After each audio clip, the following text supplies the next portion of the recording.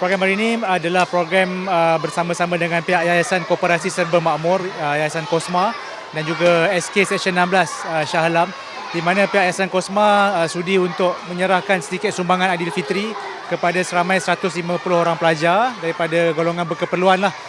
di sekolah SK Seksyen 16 ni, dan sebanyak RM150 duit raya diberikan kepada pelajar dan juga bantuan back to school. Jadi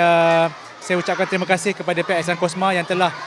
sudi untuk memilih SK Seksyen 16 sebagai destinasi untuk menyerahkan sumbangan Aidilfitri pada kali ini, dan juga terima kasih kepada pihak SK Seksyen 16 yang sudi memudah caralah urusan ini, dan kita harapkan dengan sedikit sumbangan ini akan dapat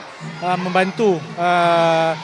anak-anak ini untuk mungkin membuat persiapan Hari Raya dan menambahkan keceriaan mereka. Memang daripada masa ke semasa saya menjalankan kolaborasi dengan pihak penaja daripada luar, syarikat-syarikat luar yang mungkin ada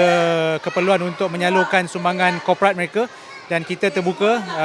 kita sebagai wakil rakyat menjadi pemudah cara untuk mencari atau mengenal pasti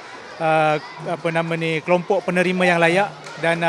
kemudian kita boleh bantu dari segi menyelaraskan dengan pihak sekolah ataupun pihak agensi-agensi yang terlibat. Dengan bantuan ini kita harap akan dapat